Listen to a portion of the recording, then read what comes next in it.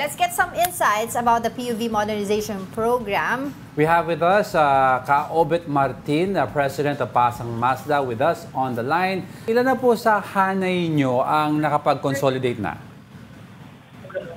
Sa Pasang Mazda, almost 100% na i-consolidated na. At Okay. Meron namang mga grupo ako na talagang hindi na sumama rito sapagkat ayaw na nila ng transportasyon. Nahihirapan na rin sila.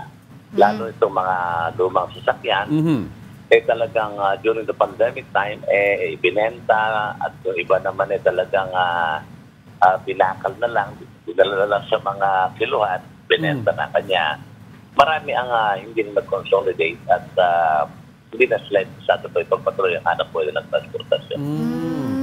Okay. So, palagay mo po ba dun po sa, kasi marami pa rin po, sabi po ng LTFRB, 78% nakapag-consolidate na po. Pero palagay nyo po ba hindi na po dapat magbigay ng extension ng gobyerno? Kasi meron pa rin pong ilan sa... May petition. May mga petition pa, tapos may mga nagpo-protesta, marami-rami rin po sila, nagsasabi, hindi pa rin sila nagko-consolidate.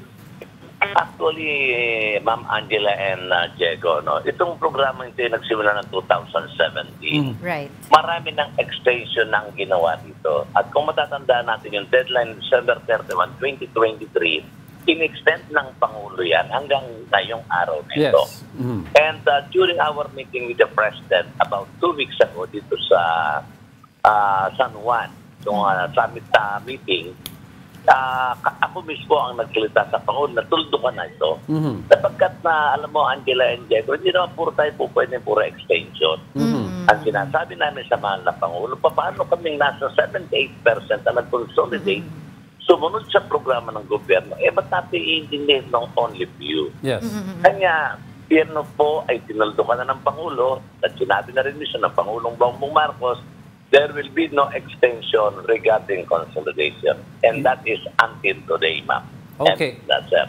Ang tanong ko kasi, Ka-Obet, madami pa rin kasi ang tumututol sa modernization program. Pero if you ask mga jeepney drivers po at may mga ibang grupo, hindi sila tumututol mismo sa pag-modernize ng kanilang fleet except yung issue ng consolidation. So bakit, anong po pwede gawin kaya ng gobyerno para maging mag-meet halfway po ang mga grupo?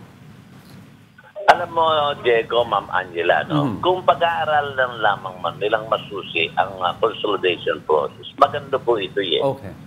Hindi naman ibig pinagsama-sama ng mga operator. I will cite you a very good example. Yung ruta namin na Tayuman Tritil, it's about 1.5 kilometers. Yes. Maniniwala po po kayo dyan, andyan ang Pedudap, andyan ang Pasang Mazda, and majority of operators are my members. At bukod dyan, meron pang mga kolorum. Okay. Kanya po tayo pinagko-consolidate para ho magkaroon ng proper dispatching. Magsama-sama mga operator, dito pala, hindi kailangan 300, kailangan lang 150 ang tumakbo. So yung pong kikitain ng 150, Ma'am Angela and Sir Diego, ilalagong po yan after deduction at lahat po, wala hong madi-displace itong operator at driver.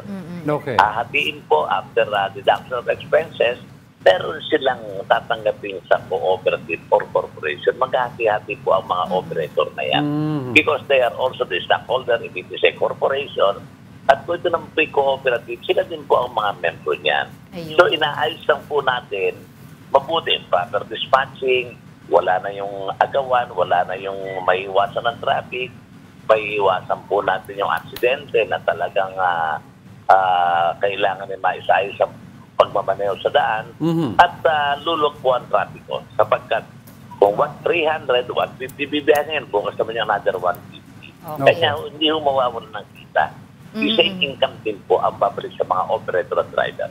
Sige po, Ka-Obet, maraming salamat po sa inyong oras sa inyong pagtanggap ng aming tawag. Thank you so much, Obet Martin, Presidente po siya ng Pasang Mazda.